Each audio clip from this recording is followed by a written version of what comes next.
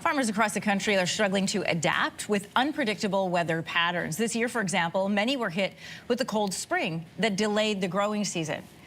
Well, now Environment Canada reports that much of the country is set to experience abnormally dry weather that's for most of the summer. With here and what this could trickle down to mean for our groceries is Catherine Bacchus. She's the Managing Director of Finance and Resilience at the Intact Centre on Climate Adaptation. Good morning.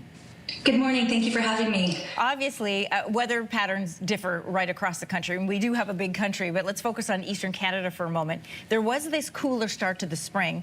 How does that affect summer? How does a cooler start to summer affect growers? Yeah, so there is an effect, and to really be able to unpack those effects, it's really important to recognize that climate change is a driver within that system. So we know from authoritative bodies that globally, but specifically here in Canada, we're going to have greater variation in weather patterns. So what do I mean by that? Well, we're going to see greater fluctuations or rapid shifts in weather conditions. So we're going to go from hot to cold and cold to hot a lot more rapidly and more often across Canada. And like you were saying, that's exactly what we were experiencing at the beginning of summer. And so in relation to crops, well, crops don't like these rapid fluctuations. They prefer stability. And so in regards to extreme cold, as an example, we're noticing impacts to the stages of growth of these crops. So we're seeing impacts to flowering and pollination, which then either slows or delays growth, which then impacts when and how a crop is able to mature. So we're even seeing damage and death of crops, which is then leading to lower crop yields, or the amount that a farmer is able to harvest within a given year. And the trickle-down effect of that for the consumer then, it plays out in the grocery store. What are we seeing there? Yeah, so my assumption is we're going to continue to see increasing prices in regards to crops, in regards to produce. So as crop yields decline, we, again, as farmers harvest less year over year, that supply is going to decrease, and yet demand is either staying the same or it's increasing due to certain factors such as population growth. So with these different factors, you're going to have more of a disparity between supply and demand, which is going to put upward pressure on prices. So prices are going to go up, and we could even see inflationary pressures, which could have knock-on effects to the cost of living.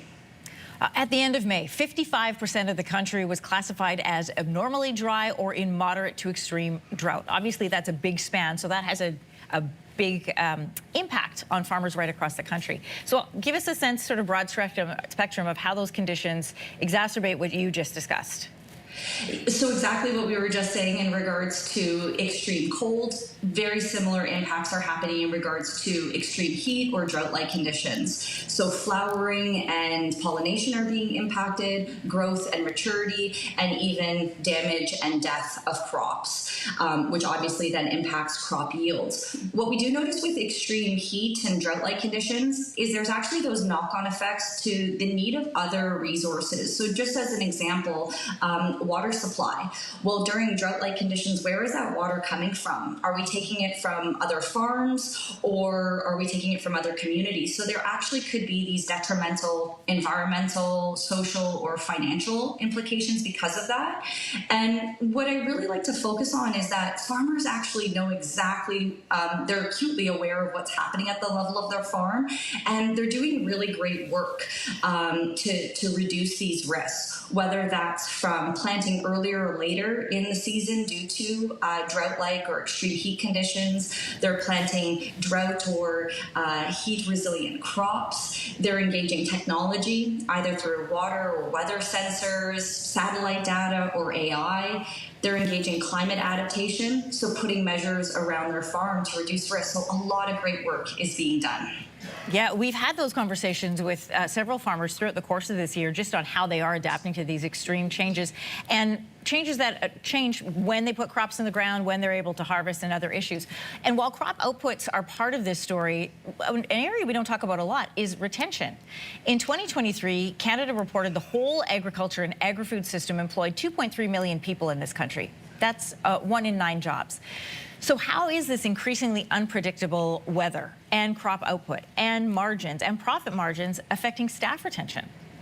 Yeah, I think that's a really important question. And sadly, I think we're going to see a negative or continued negative impact on employment. So as crop supply and production decreases, I personally think that farmers, they're really going to struggle with being able to generate enough profits to be able to maintain that same level of workforce. And as you were saying, couple that with reduced outputs, I think we're going to need fewer people across the supply chain to process and distribute those resources. So again, sadly, I think we're going to see negative implications to employment.